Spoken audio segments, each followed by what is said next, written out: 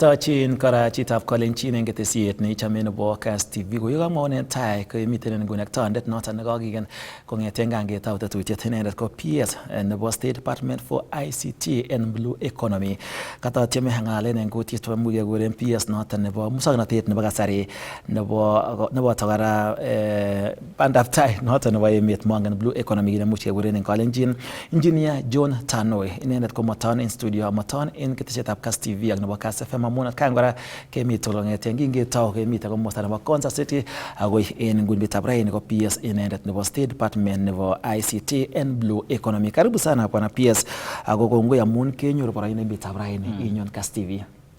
Kongoi missing Shadrack, amwae kongoi akobo KASS FM, KASS TV, ako boroindo nokonech sikenyoru nafasi kesharen tuguk chekiyoe. Siukemwa kainenyu ko John Tanui, Principal Secretary nebo ICT ak Digital Economy. Yes, Ng'alekab connectivity, kehakikishan kele the country ko connected, ak kora ng'alekab mung'aret chebo digital, opportunities en digital, ak digitization nebo serikali ak enabling the economy ko watai ako taken advantage akobo ng'alekab musongnotet nelel and the new emerging technologies. Kongoi, akoi nguni konech overview kiune amun kikomwa ole moche osuldaen serikalit nebo Kenya Kwanza ko kiagenge noton nebo digital economy nebo kotoret kikomwa the 5 pillars chekitindoi. Kiune akoi nguni en wakindo kityok almost 2.5 years omiten serikali. Netai ko Kenya en kenyisiek chechang ko kike taken examples kele kimoche keuitu Asian countries, kile kimoche keuitu Malaysia, kimoche keuitu Singapore, kimoche keuitu South Korea, amu emotinwek chotok en 60s ko kikimi tai akot en some of these countries. Ko mara nyingi leaders chebo Kenya ko ngosome ng'echeret kolen kimoche kewal emet sikeuitu the Asian Tigers, kewal economy nebo emotinwek cho. Ko kimwoe kongoi missing amu kingonyo serkalini ko kinyo kotindoi mpango nekiplan. Kikowo country tugul koker kole ne shida chekikosuian emoni komatestai. Ak identify 6 issues chekikoindaren emoni nyo komachasta. Chechang ko tuguk chebo kurubet, every time ketinye ng'alekab anga nekikilen one of the things in 60s kele we will eliminate anga.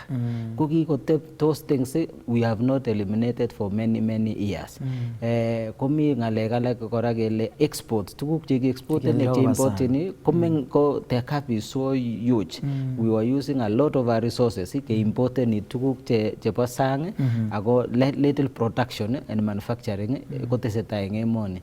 Shida age ko missing ko kikere kele kitai ko kingotar biik sukul konyoru boisionik ko kenyisiek karibu 20 chekikosirto ko kikifokasen missing kehakikishan kele lakwa age tugul nekatar secondary school, primary kwa secondary school kenyoru funding che scholarships, CDA vikaanza, Wings to Fly nebo Equity, KCB. So all our children now proceeded to secondary school, to college, ako higher education loans board, ako 2022 2012, so many universities were open. So we focus on education and unlocking people to finish and get the education. But what missed ko kimakipangan ng'alekab boisionik kele netar chichi school kwendi ano. So we were relying only on the traditional opportunities. Serikali kopokoneti kinet lagoik opportunity en serikali ak a few private sector.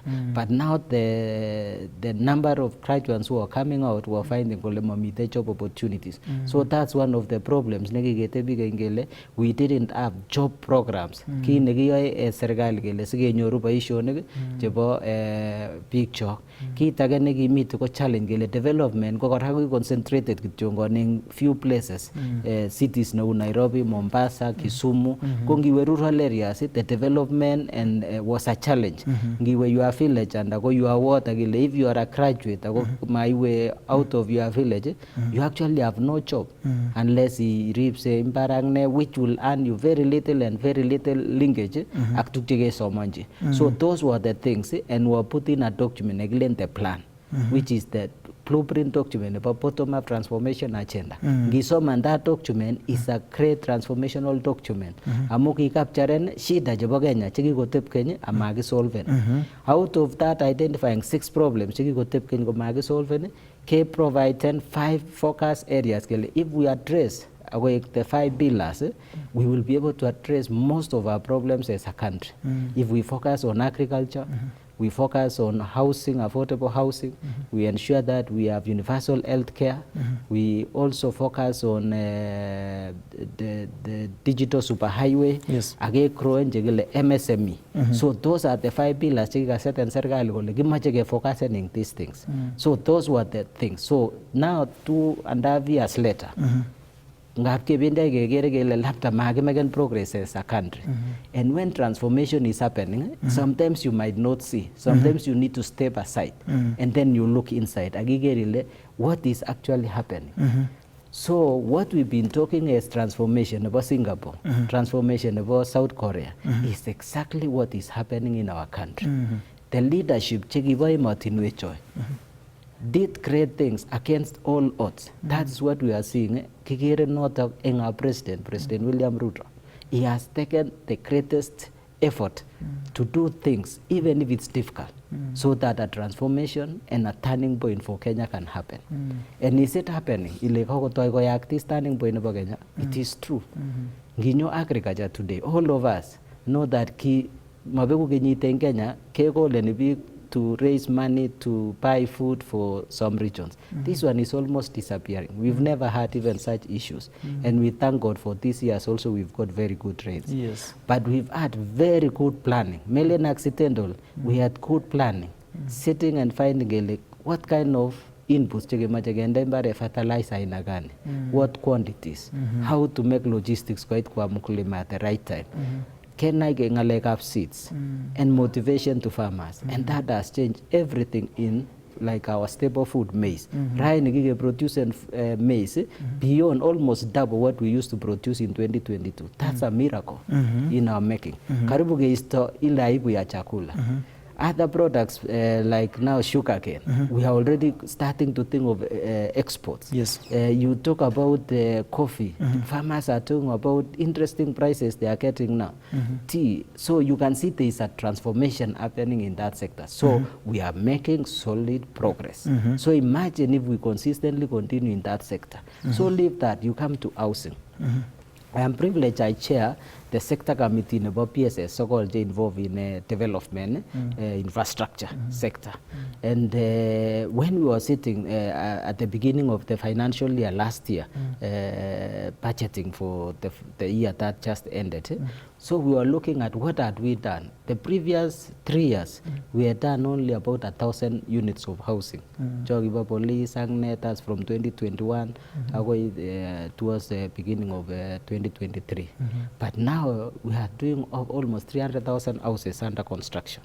That's almost 30,000% increase. And today, the biggest development in every part of the country, affordable housing. Yes. This is what transforms Singapore. It's now happening in Kenya in our own eyes. Many people are saying now, we used to get fundis. If you have work to do, fundis would look for you and say, now it has changed. It's the other way around.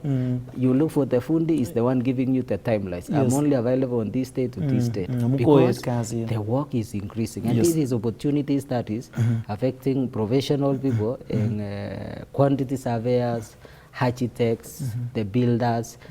It's amazing when you see what's happening in that space. And again, katoi kwa tracing long-term challenges. Ngikukulen today, give me the top slums in Africa. Karibu nusu, top 10 kupunu Kenya. Yes. But now you can see what is happening. In another 5-10 years, some of them will be removed in Kenya because of what's happening. Muguru Kwanjenga, you can see Kibira, and the other development that is happening in our country. Many of us remember when King Town 15 years, 20 years, where you start your life is almost a slum. But now we can say the next generation, they will start their life.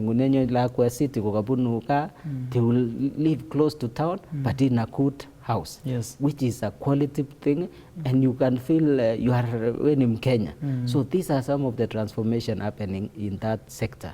Healthcare, and I'm happy to talk about healthcare because the transformation about healthcare was first institutional. The institutions which were there came to an end. New institutions, including SHA, Digital Health Authority, are new institutions. So the whole actually was changed. But also from our side, we had to support in putting digital health solutions. And in the beginning, people would complain. But today, it is one of the amazing achievements of this government. When we look at the data, because now they say data don't lie, data tells you the truth. 24 million Kenyans, more than 24 million Kenyans are registered in that platform. The money that has been dispersed is almost twice what was being dispersed in the previous time in terms of to support the hospitals and the people who have gone to hospital. We have about 5 million people who have a personal experience, means they have gone to hospital against 7 and they have a personal experience. The data Jugitinye, we have now data that can help government to make better decisions than ever before. You know, every day ile piga tacheka kapasipitali ra. Ina ile health caregivers and doctors koka 7 pigata. Ngone ka 7 what are the issues in the society? So the power that is coming into the hands of the healthcare providers, a government for decision making is unprecedented. It has never been to that level. So you can imagine now when we combine with what we call the preventive healthcare promoters to meet the village, overall, in the long run, our overall healthcare cost or budget will have to come down because we will have prevention. You will have tools in your hands. So the burden in the economy will come down. We will have more healthier people. That means they will be more productive. They will enjoy their lives. So we'll improve also the quality of life. UAE, one of the index to measure, they want to be the happiest city in the world. And some of the things to make people happy and enjoy their life is healthcare and brings decency. The challenge like now, if somebody gets sick in your family, you would be in a risk that you can lose all what you've done for many years. But this is now to cushion all of us. It might be a pain to those of us who are having a salary, and it is the price that we are paying, but it is for the good of everybody.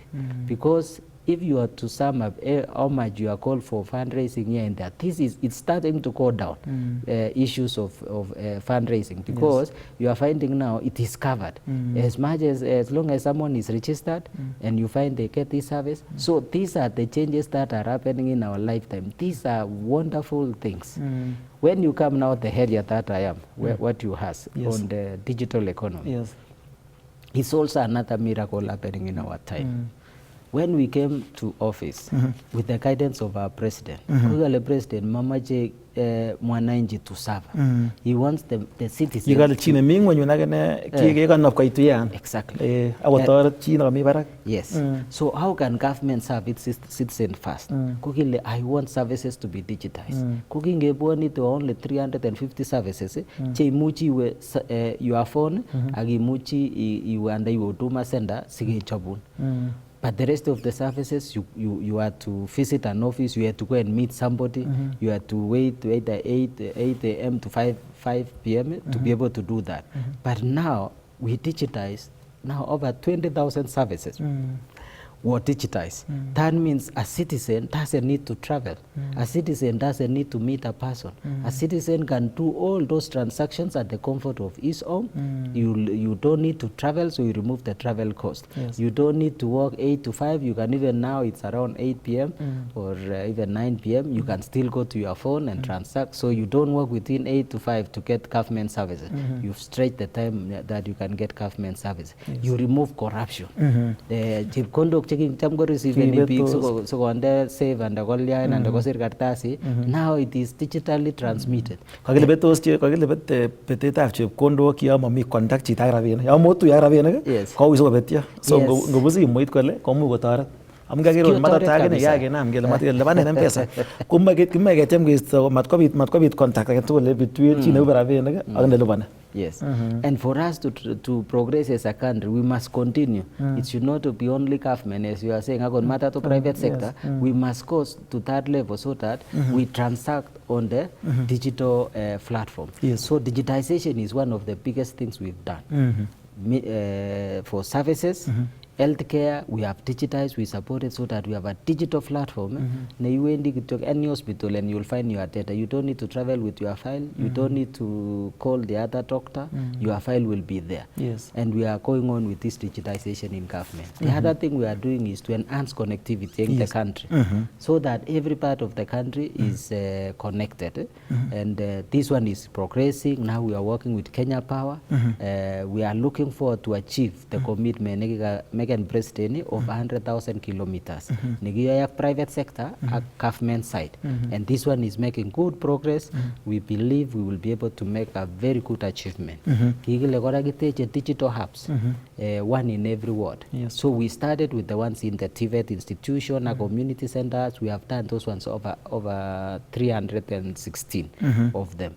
1,450. But we started in the TVETs. We are not counting this as part of the 1,450. In the TVET institutions. The students, they have a better skill capability. They have lecturers. It's well structured, and it was a way of piloting. And we are impressed with what happened. It did very well. Our young people in the TVETs have utilized the digital hubs, Jitume apps in the TVETs very well. Over 316 of them have been deployed. We've deployed over 23,000 computers, or we call them VDIs, in these institutions. Now we are working with the members of parliament so that we can now achieve the one digital hub in every ward. So we made an amendment, and we really thank the members of parliament because they went and amended the CDF Act, the National Government CDF Act, so that it can provide for use in the digital hub. And the president actually helped us because it would not have been sustainable to do this. So a law had to be changed so that we can be able to get money in digital hubs. So as of now, we have over 43 digital hubs got that members of parliament. They are ready. And they are in sub-counties in a ward, in every ward. In addition to that, we have about 96, which is currently approaching completion. We have also almost 270 others at the different stages. So we have about 400 which are currently ongoing. We are expecting now in this new financial year, we will target to focus on another 1,000 so that we can be able to achieve by end of next year the 1,450. We also got some money to do a pilot of 100 as government, which are currently ongoing, 2 in every county. So those ones are going, one we call Center of Excellence, a big one, and another one called Standard, which is a small one. And each one will fall into a ward. So members of parliament will do about 1,350 because we'll have done 100. So we're expecting about 900 and something to be done now, between now and next year. The other major thing now is to make sure we provide fiber, and we are working with Kenya Power. As of now, Kenya Power has connected almost, taken fiber to over 3,000 locations. By end of this year, we expect them to have reached over 9,000 locations. And then we'll start switching on and what, so that we can make it possible for our young people. So, how much ngone? The polls Kenya Power? Yeah, because these are last mile. It is going to an institution. Yes. So it is much faster, it is cheaper, and it is safer. Safer to go in Kenya Power. So we work in Kenya Power so that we can move. And Kenya Power got into expertise. Network about Kenya Power got over 300,000 kilometers. Me in the business as a comes almost is approaching 10 million. So it's the best partner for us to work with it, because it means we can quickly, if we can reach even 50% of the homes, because our target is to say every home with power should also have fiber. Fiber, yes. So we are working, and we've made progress. When we see the Japan Communication Authority, 2022, end of 2022, we had 1.2 million connections. Saisi, we are at 1.8 million connections. And this is also opportunity. We are encouraging young people who want to go into that business, about ISPs. You can go into that space, Communication Authority, go no licenses. We want to make sure every home netintoi and a biashara got internet. The other thing we've been doing is also to help the talented creatives to monetize their talent in the digital platforms. Digital platforms economy. Yes. Facebook, Twitter, TikTok, those are all digital platforms. There's a lot of transactions happening there nowadays. Yes. So now we have to engage. You could not make money on Facebook. Now you can monetize. And this was a negotiation with the leadership of our president, met the executives of those companies, he even went to the Silicon Valley, visited many of those corporates and met their founders, the CEOs, and had conversation. And we were able to have those conversations. Finally, like Facebook, you can monetize, YouTube, you can monetize, TikTok, we've had also many conversations with them. Now people can use it for commercial purposes to market their products.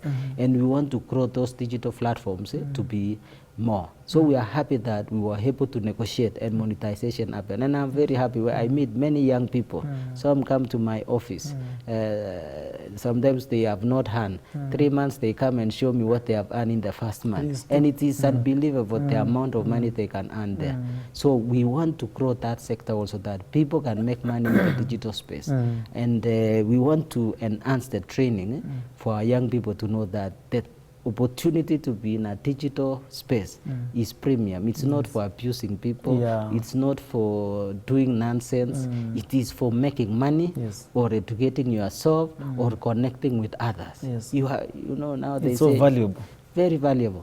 We have almost 6 billion people in the world who are on internet.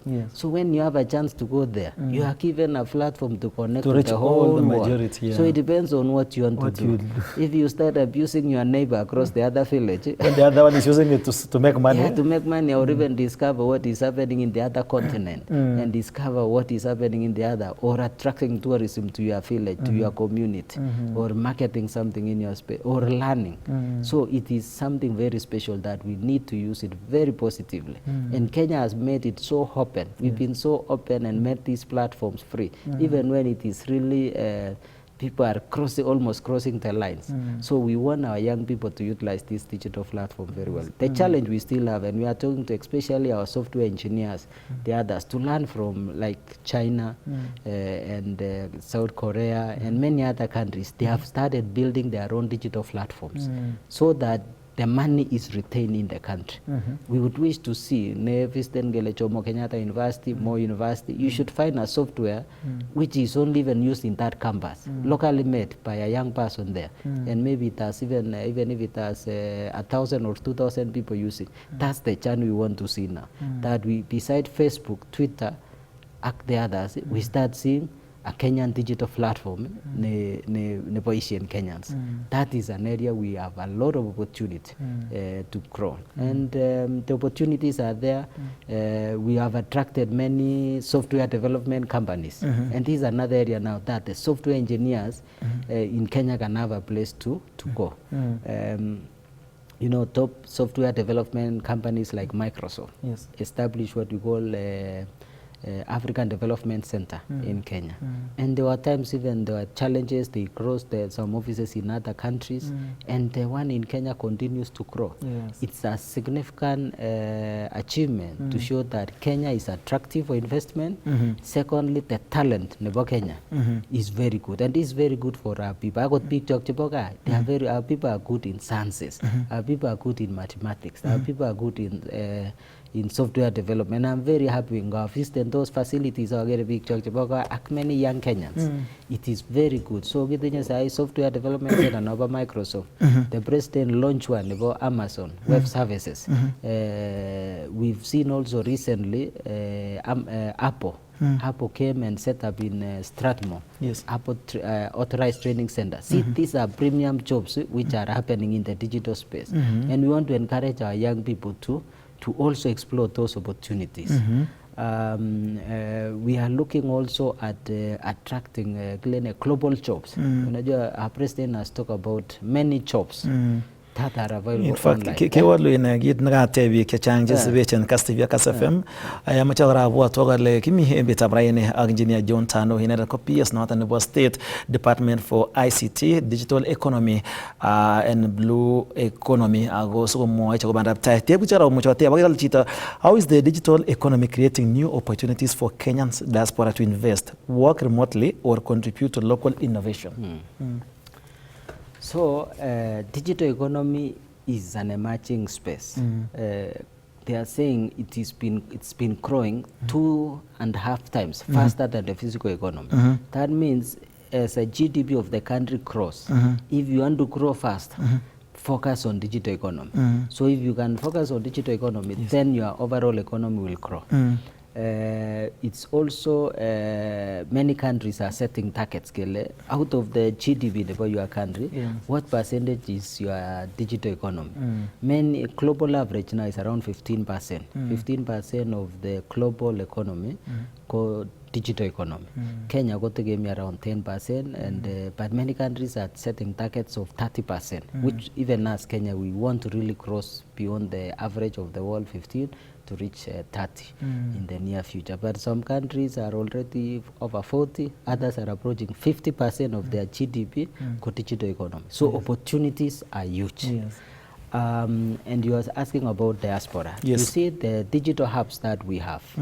And recently I had to diaspora, give me a session about diaspora, and I was telling them when they have opportunity to be employed by a company, they meet Canada, US, and Europe, and you are working as one person, and you will find even that company you are working for actually need talent. They need to find more people to work with them, because the world now is fighting also for talent, and also competitive talent in terms of capability, and also cost. And we think we have the advantages, Kenya and even the African continent. So the digital hubs we are building, one in every ward. We are encouraging our diaspora, come and adopt one. As you are working as one person, you can come and manage this digital hub and recruit 10, 20 people, and you work for that same company, and you can get more companies to work for from here. And this is something already happening. We have companies here in Kenya we have seen, they started with 5 people, they reached 20, now they are at 200 people, and they are serving people in the global. We have even many young people who go to LinkedIn. LinkedIn is a place you can look for jobs. It's another digital platform. Name is professionals, where you can get jobs. So if you go and search for job and say remote job, in which area needing speciality, many people get jobs. You get jobs there. Today I was very impressed. There is a young man called Abute. We were launching today, we had a media briefing about Uzalendo Marathon, which we will have on Saturday. So one young man who is a beneficiary of that program came and shared his own personal story. He finished university and he started looking for a job, and he was telling me today, I talked to them when they were in a group of many, and I was telling them about the challenges of jobs, that we sometimes perceive that there are no jobs here, but yet globally there are jobs. So he said he went out of his way and started looking for a job online, and actually got a job. He works as a manager leading a team. Now of a team, these people are not even here. They are in the US, and he's their manager, and he's an engineer, and he's handling issues to do with solar installation, and it's doing remotely. So there are many young people who are working currently from here in Kenya remotely. Today you can work from Nairobi, tomorrow you can be in Bomet, you can be in Nakuru. As long as you are connected to the internet, you can report to your work at the time that you are required. So that is the other opportunity that is coming up across the country, and we want to encourage our people, when you are looking for a job, look beyond the physical jobs we see here. Go to digital space, LinkedIn, and any other places and get. There is also the diaspora jobs. These they call it job mobility. That means you can work in any country and move. Also, we have Ministry of Labor, also the State Department of Diaspora. They are working with many agents who now, and we have over 400,000 people who have moved out and working in across the world. So there are opportunities in that space when it comes to digital economy. And when we talk about these digital jobs, they actually focus on their job. Their job is to get people and work for companies anywhere in the world. Locations, Philippines, India are specialized. They are normally called the BPO capitals of the world. Means they do business processes, or they sometimes called global business services. You are based here, but you are serving the global market. So here in Kenya we've talked, and the president has really worked hard. When we started, he used to talk about the laws and legislation that don't recognize jobs where you don't have an appointment letter, or jobs that is represented by the remote, many people working remotely, and earning a good livelihood. There is also another structured one where we have companies, they run business process outsourcing, or global business service providers. And we have a few of them who had come to Kenya, like CCI, there is Sama, and recently we got one called Teleperformance, who came to Kenya. Is the world's #1 in that sector. So what we've been talking are happening, because we are now hosting the world's #1 in that sector.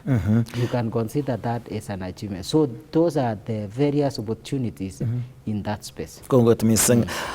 Chitab Kalenjin ikasech en nguni kokemiten ak engineer John Tanui, inendet ko PS nebo State Department for ICT, Digital Economy, Blue Economy. Among wal kakewal chang tebutik kobaten katebe chi kale, is the government working on a platform that makes it easier for the diaspora to access service digitally? Wangewal noton kale, what role can diaspora play in building Kenya's global digital competitiveness?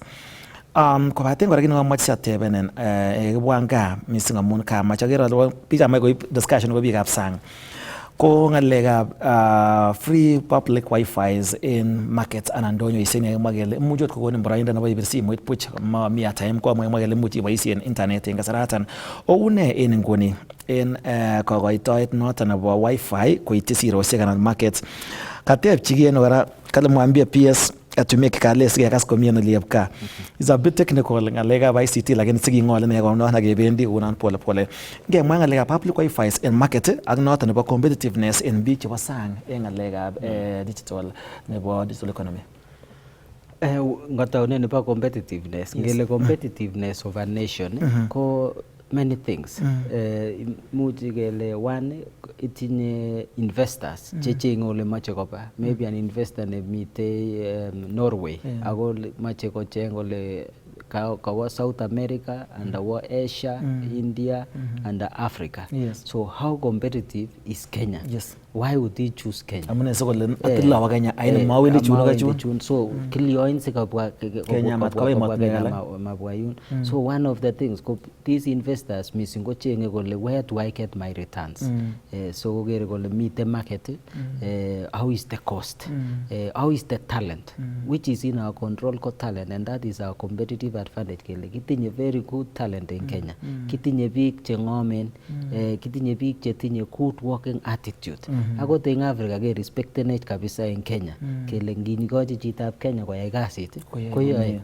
And I've had chance also to manage staff across the continent. One of my previous jobs. You cannot compare chitab Kenya and go chebo machirani checho. Ngikochi chitab Kenya koyai kasit koyoe kabisa kotore. Age komuche koyai koinus kole ngawas yawe ako mawek akoi karon kuma makararan, but the talent nebo Kenya ko attractive, so it gives us that competitiveness. Mi ngalekab power, mi ngalekab connectivity, ak ngalekab atebto. Many people like our country. Biik chechang kobwa kotebe emoni, they like the beauty of our country. Actually ngab kerache ngab komi biik chekere kole Kenya ko uyo ya but in the eyes of the world ko kichome emoni nebo neo kabisa. Bwone akot ambassadors alak konyo kotebe eng emoni nebo retire komakwendi kotebe so it means this country is beautiful.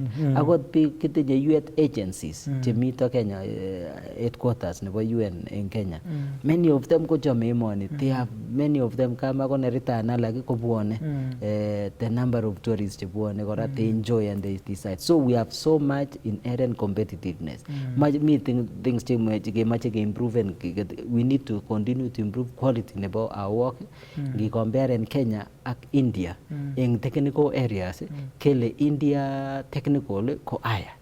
So we need to improve on our technical area in software development, technical areas in specific science and technical areas, so that kagi attracted more people chechenye talent in those areas. Compare nak Philippines ko karibu kigerge English chechoko better than India, better than Philippines. Ours is better. Kenya we are good in our language, our thinking. They say we offer more than. And we've started seeing PPOs choko certain the CCI teleperformance. You know, they have branches all over. Go compare talent. They say actually Kenyan talent is premium. So we have some very strong competitiveness. Took to go demonstration rounds. So that we don't and the gongalane ngoloni in digital space. Ako tukche ngoloni eng digital space ko ngap ko we are very loud as Kenya amu kagile eng dunia the average time neboisien biik eng internet the number one eng dunia melen eng Africa ko Kenya. We spending so many hours on the internet. We are world's number one. Imuch keboisien noto sikokoni an achievement in terms of competitiveness kara kokoni kele kotimache bi inde internet ak imai target en Kenya kotimai biikab Kenya kosoma missing inde internet. That is true. So if we could actually now help to position our brand as a Kenya, keboisie kyoto, we will attract tourists of a huge number. If we were going actually, we start marketing our village out now, Bunu Baringo. I market about Lake Pokoria, I market about Lake Baringo, like the hotels to meet there like Boria Spa, and I market in Eldoret. You know, if we do that across the country, we will change what the world thinks about us. And even to see, and we start speaking about the beauty of our land, the good things, because sometimes we speak until the negative seems to rise. So we need to look at that so that we retain our competitiveness as a country, because we are I don't think there is any other African country that can match us. This is one of the best countries in the continent in all metrics. Kongoi. Ngia mwana po public Wi-Fi in market. Awga tep chi kora tebuten yu katle orne ne oboisien na soman kasire Ingereza na chema soman en Kalenjin. Orne ne oboisien amuch otoret small businesses asikomuch looking for transition to digital platforms. Chini kito mungara mingala ina mache digital platform. Me orne much oboisien otoret kobaten kora ingen amen kora noton ko bagi komwa ole umache wach sirosiek ka omwa not kema ole boisien kibagenge ak en Kenya Power oreite musoknotet une en ngun sirosiek. In public Wi-Fi is an area we really working on to improve. One, a better approach. We've been working with the county government. Some counties can delay to pay some power, fail in the public Wi-Fi, and the market owners association on the Wi-Fi youth. Then it is powered by an office, number one person. It gives us also some challenge.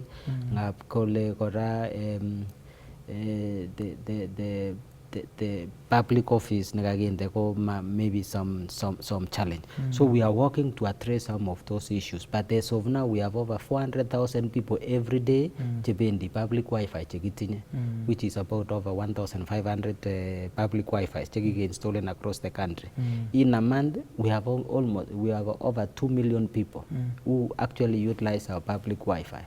And the main purpose about this public Wi-Fi is to make it possible for everybody to start experiencing this digital space. Yes. Kwa stage, kwa office nebo county commissioner, you will find a public Wi-Fi there, and kwa road stage, the mite yotok. And also we want to encourage online selling, e-commerce. That is the purpose of exposing. And also once people get used to it, they will now even adopt and use it. They will demand even to have it in their houses. Ukienda mkahawa, to get Wi-Fi. So it will increase the demand of Wi-Fi, and we will unlock more opportunities for our people. So we are working on enhancing this with the partnership we have with Kenya Power now. We think we'll have a trace. Trace and because mainland getting a challenge about power, we will work with Kenya Power, and we expect it to be better. And we are getting private sector who are offering new ideas on how to a better experience. Kit age ne kiyoe ko eng ngalekab innovations. Kele kilioin sikoyai biik innovations ak ne. So we are building these digital hubs kora sikoek places of innovation. Yes. So kobendi chito netinye idea komuchi ko create nekemwoe nebo biik chemoche biashara to move to digital space. So we want to link them with the innovation spaces so that kotoret bichuto ak kemoe ke growing kora kit nekile software development. Ingele we are used to exporting tea, coffee. Me tukun chekele digital services, which include software. Kimoche ke increase in these exports in our country ak development nebo software. So this is a new emerging area. Sai ko ngicheken data chebo Kenya sai of our services exports about kakoit $1 billion ko digital exports. It's a huge achievement. You know, we talk diaspora remittance, but there's another thing happening in Kenya. In the online angne transacting and doing is already creating also another export where we have $1 billion exports to digital services. Digital service. Active online work to your remote work, it's adding to remittance. Not remittance exactly, but the earnings. Export of service. It's counted as export of services. So those are some of the things. And to support SMEs is an area how do we make it easy for people to go to this digital entrepreneurship. We've worked with UN agencies, meaning UNDP, establish an innovation hub in Konsa together. So kotoret our people so innovation. It's part of 10 innovation hubs to meet the African continent. Mombasa festival with the German government. So kotoret lagoi kora ongalega innovation. It's part of 4 in Africa. Dar es Salaam, Tunisia, Rwanda. So those are places to go innovation and ideas to SMEs, things like those ones. We have also indigenous ones, Kenya innovation hubs, which are already doing well and working with SMEs. Kuyang Mombasa community Swahili pot. In Kao some of them Eldo Hub. There's a lady who's doing a very good job, Magdalene Chepkemoi. She's doing a good job to working with the SMEs. But that is the area Netoma ki exploit and fully. SMEs and small companies to adopt technology and to grow is one of the 5 pillars among SMEs. Yes. Once we grow this, we will unlock the jobs. Yes. In every 100 children graduate in university, 10 of them go by SMEs, go grow and go successful. They will employ the 90 of them of their class, and we will address the unemployment in Kenya. So that area has potential, but it's an area we are still working on, and we believe we will unlock it. Yes, go with me sing chitap calling chini Sechen KASS FM ak neisibechen KASS TV gemiten ak Engineer John Tanui PS nebo State Department for ICT, Digital Economy and Blue Economy. Pika chang kong ongala kasa kole tos negeljin sekta nebo kabatisiet ako mongen or nemuch keboisien eng ngalekab kabatisiet eng ngalekab digital economy negit nemuch omwole koyoe serikali otoret kabatiek ak kokwek mising ko eng ngalekab value chain in sector noton nebo keboisien digital economy so kemwa kele tesyin ki neimondoi anan ki nealdoi. So in agriculture, one of the things is access to information. the way we have digitized kabatindet imbaret kore koketar ke digitize ni Ministry of Health and you can start seeing the experience. We are in the discussion ak progress in agriculture ke improve and some things are already happen like nikibo registration nikibo farmers kokike registeren sikemuchi kekochi vouchers chebo fertilizer. Those are starting to happen but we want to do now across board so that mkulima komuchi konyor all the information chemoche ngimoche ngimi your village kora and you want to do business imuchi we are digital platform nekonin enough information on what to do. If you want to focus on which crop imache ikol ne koborun kole ikole kune ak ne. So those are the things we want to work une market ngune ako ne nenyolu iyai angomite crops karibu 4 kotos compare ngolechin meyai ni focusen in coffee. Mi biik che tinye a very good opportunity kokol coffee but because of kenyisiek tugul kekole bandek komomoche kometo bandek nebo bandek ko labda ko 3,000 ko gunia nebo kawek ko karibu 50,000 and ko beyond. So that will help us to unlock eng joto and mite kora ngalekab agriculture so livestock so get digitize in that place kenyoru kora information as government in terms of data chemite so that get advice and farmer when to sell. Biik alak kotepche ak teta ndako nego akoi koyosekitu kwa ngweny value ume konai kole this animal neitinye ko kakoit the right time suppose kwa market itau irib ake so komatep koek keny ak records ingele kimi records chobo artificial insemination ak kariyauteta ak breed kele une akele kikamet kone kwanda kone so that you keep records ak quality. Now ngot ke once we adopt this technology then we will be able to have it across so it will transform that sector noibo agriculture. Also it can give us mi kene kele e-commerce koneindeni products on the digital platforms in where is good market, who can get it where. So there are many opportunities that we can transform agriculture but we tinye kasit neo eng yotok nekiyoe. We have a production is already good but we tokomi nafasi ke addressing a big portion nebo that space. The other part in agriculture ko manufacturing so that matke the production kityok ama ki manufacturing and government ko kitau nekile county aggregation and industrial parks in every county. Objective ko koyat nafasi so makinyoru chukil cham kelen post harvest losses tuguk chekakikes eng imbaret so komi place nekebeke ako increase in value nekakiyai eng imbar sikenyoru better value. So there is good opportunity in that space kora. Okay.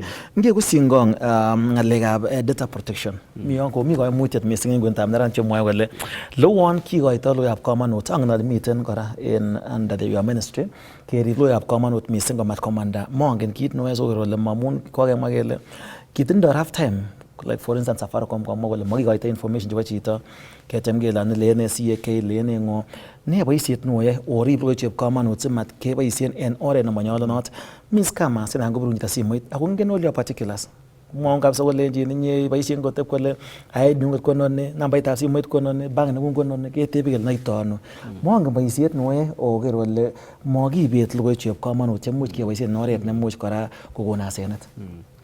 Kemwa kit nebo komonut mising kokakibe komostab digital economy ak increase in our activities in digital economy komito risk chechang ko choto koeng.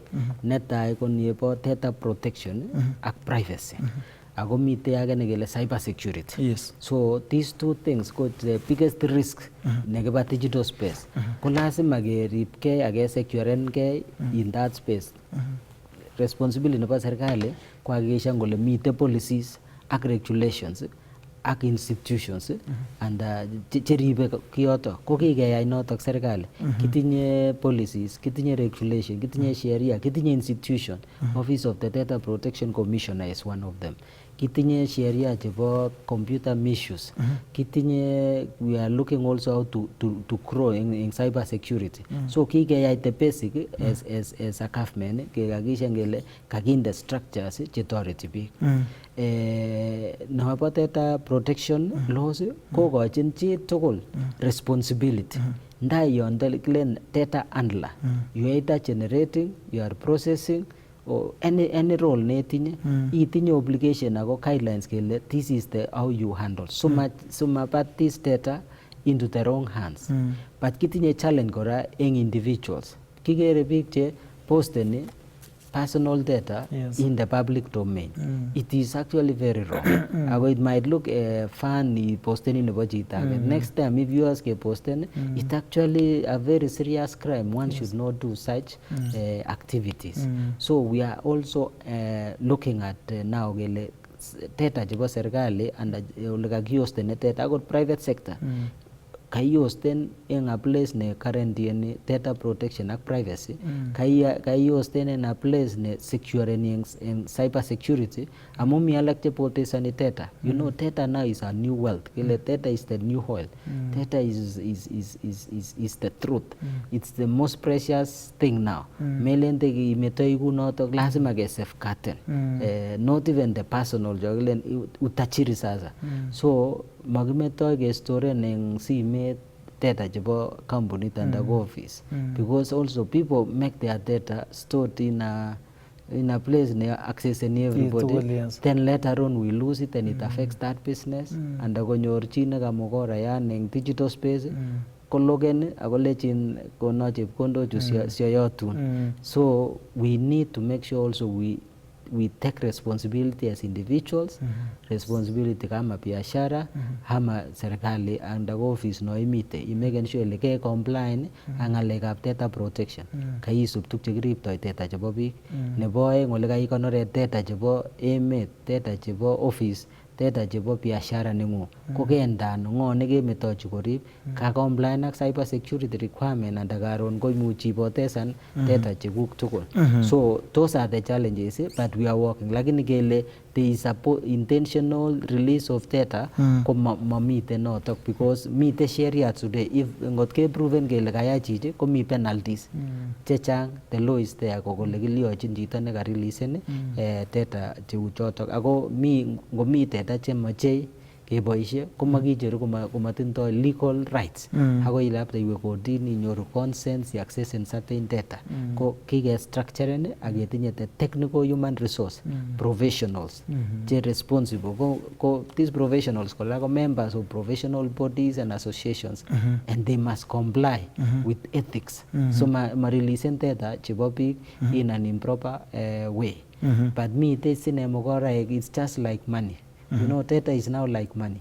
So, good come taken care of your data, or you release carelessly, it will be misused later on. So it's important to retrieve to data, release and personal data of your because you put yourself at a risk. Yes. Nebo konyor chito koron keboisien much kora konyor inyoru asenet ngalekab research. Komi kora kiwangunot amun labot kasarta kot missing bwana PS ang ng'alek research kora positioning komiten kora kotieme ako kwekoi chikilisiet ki age tugul neoyoe komong'u ole informed by chikilisiet neoyoe kotoret chemung'arainik komuch kora researchen sikomuch kora koboisien chemung'arainik kong'eten oret nebo digital platform kong'eten nekomi. Ne kit neoyoe en komosta nebo research missing? Research komi eng komoswek chechang. Mi research cheyoe universities. We have universities cheu Strathmore. Ngiwe tu komuchi komwaun kole uni emet eng the sector nebo agriculture. Opportunities che uni go in this direction. Mi agencies cheu Kibra, government agency neyoe kora research ako konu research reports. Mite universities kora, they do various kind of research. Komi kora nekekure knowledge economy, ng'alekab tesetab tai nebo emet eng ng'alekab research che advance in terms of advanced economies. Kikere yu kiboreke emotinwek alak yu mi Israel ak ku Iran. Ketebe kele kakicheng scientists chechwai, biik ng'omutik amu utachiri ak ripset nebo betusiek chu komoe ng'alekab ng'omnotet chekile knowledge economy. So kikere universities chechok as premium things cheimuchi koib emenyo kotestai. Eng ministry nenyo ketinye one research institute nekilen Kenya Advanced Institute of Science and Technology. Kikere nitok ko nyokotoreti ng'alekab digital economy ak sciences ak technology tugul. It is one of the best university kitinye in terms of equipment and facilities. Mite konza and ki-encourageni professionals chechok out cho mite university office nokertis research university ak biik cheitinye biashara isainen agreement ak that research university so perform some research capabilities because in the future it will be those who have knowledge. Competitiveness will be knowledge because it is towards a knowledge economy. So we are making sure that the university becomes operational this year. We expect the charter to be given, charter this year, ak what mitten students chenyokoe masters ak PhD in that space. So karibe money in ngalekab mokornontit nebo knowledge sikenyoru IP chekakirekoten chebo Kenya biashara cheboisien knowledge chetos ibuch mokornontit eng bendo nebo nekilekuren now knowledge economy. Ngele mite kakase mwae digital economy, mi nekele blue economy ko chebo so research is a very important area. Akemoche kora keyai kile network ak global entities siketinye because knowledge Africa kemilet kidogo so mache kele networks chetos kiconnecten chebo dunia sikeku part of it. Kingemi konsa kikijoinen kii nekikuren the International Association of Science Parks which Konza Technopolis Development Authority kotoko member and kikimuch last year kehosten World Conference nebo third network nebo research in science and technology nebo dunia tugul nekikimutu over 80 countries kobwa yu from science parks chebo over 300 and ngalone ngalekab solving problems chebo dunia. This year komite China in Beijing September. So we are doing all possible as a country ak research institution ak university chekitinye but also connect with the global networks. Kongoi katepchi agere chi nekikuren Rotich Duncan kala falling live from Barcelona. Boni and Kabarnet watching live. George Rotich asked the peers to expound and give example of business outsourcing in Kenya. Ako gemwana wata kichigen wakinda hasuka much giwangu kabaten kwa masi ngale ya msalendo marathon gema wala tata kabaten waljin George Rotich na mwole expound ta yema kidogo akikon gaborna yiga lakini ko much kosulda ngale ga ogetiem ke outsourcing in emet ab Kenya. So kakamwa business outsourcing ngalen kikuren business process outsourcing and ko BPO. Other people kekuren Swiss global business services. These are businesses cheimuchi serven dunia from Kenya and kakamwa India ak Philippines ko very good examples. Ngap kekuren the capital of business process outsourcing. But Kenya is making very good progress in yuto. Kitinye the top companies kama kile Samasos, CCI, kitinye Teleperformance kile the world's #1 BPO. It joined the Kenyan market this year. They acquired another company kikuren Machorel and a French company and now they are here in the country. Even the founder of Teleperformance, he came here, he had conversation with the president and he was very confident that this market is big. So this space is big. Again, diaspora. This is the space that diaspora can come and start their small BPOs. You don't have to have a big knowledge. You can start with 10 workers as long as you know where to get jobs. Big Jimmy diaspora are the best. Who knows where if you are working as one person in diaspora, imuchi weka ka inyi koya nundat employer change big cheka working in Kenya. If you are working as one, you can get 10 people. You manage those 10 people and you working for that same employer. And you keep increasing that number over the years. Soon you'll have 200 people. We can actually have, in fact, the quickest way we can grow jobs in Kenya ko business process outsourcing. Okay. Mwawech en wakanda kityok asiki wanguna tena kwa mzalendo marathon natan ko tendai en betu tabraina.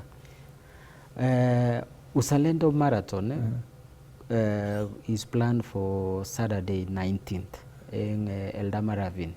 It will be town in Olegile Muserech, 21 kilometers half marathon, and finish at the at Usalendo School, next to the actual venue go Eldama Ravine Agricultural Training Center,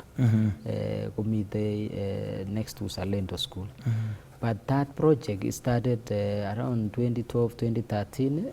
2013, a group led by then member of Parliament, Eldama Ravine, Moses Lesonete, started with the professionals. And in fact, I didn't know him also. He looked for me and many other professionals. The first 2 years, ke raise any chepkondok, 2014 and 15, we sent children to secondaries outside like Alliance and all that. 2014 ak 15, 2016 ko kakenyoru imbaret aketech school, so komatekeyokte lagok koba south, outside. We raise money and then we pay school fees there, and we take more children. From that time up to now, we are very happy. Kiko making progress. The institution is one of the best schools now in Baringo County, and what next? Because every year keyoe Harambee, so we said mache keyoe Harambee every year. Get Usalendo Marathon, which will focus on building patriotism. Running, of course, sports is unifying, yes, but we say also we want to start speaking about patriotism. We want to speak about education, the future about Kenya. So that is the purpose about that marathon. But one important thing is raise an endowment fund. Endowment fund ko chepkondok chekakiraisen ake konor sikende market. You made chepkondo choto itwoi the benefit, the output about that investment. So kimache ke raise so that in the next 4 or 5 years we don't need to do another fundraising.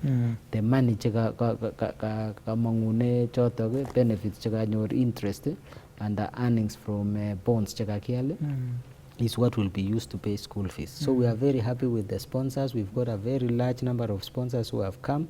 We are aiming at least to, by in the 4th or 5th year, get 100 million shillings, so that this school no longer need to do fundraising, so that they will just rely on the 10% every year. That's 10 million. That money will be enough to pay school fees and to do community work and to continue facilitating that marathon even to the future for posterity. So Kagita Uraini, and we are very happy we are making progress. Our aim is to have huge attendance of athletes. We are very happy that the head of public service, Honorable Felix Koskei, accepted to be the chief guest. We are expecting a number of CEOs from public sector, private sector. We are also expecting to get the professionals, because this is one thing that we are very happy that this was built by professionals. Many professionals nenyor kasit make Wendi village and make Wendi ka. But when you get people going back and impacting the village, in your impacts like what we were talking about. Kongot missing Engineer John Tanui, PS, Nebo State Department for ICT, Digital Economy, Blue Economy. Na going Brianda Ingodal General Nek, Chongdam Chimita and Gune and Kambagosiek, Kochamatanda Waisionek. Chongdam Narak Chimmy and Kambagosiek and Guni, Kutendo Nayet missing the Wamson Tap Kasari. Ichego by CNC Musting of Kasari. Again, they can access information. Again, hacking anyone at no mingot missing. Cobatin, Moy, we would mean a lacken and Gwen at John, not always and Almoyong G. Not going Brianda Ingodal General Gensis, a peak to Jotham, Chegaran, a Poriat Comogol, and Kasargimit and Guna Moy, we will let Alliance who want Kamago to do Magamate, and a lab Kambagosiek, Mammy Waisionek, Lower Magis or Dam projects, Negate Namuchi, Mochi Poriat, and Pete Tabrain, when appears and missing ko Naranek Chegaran and Gune, Kamarna.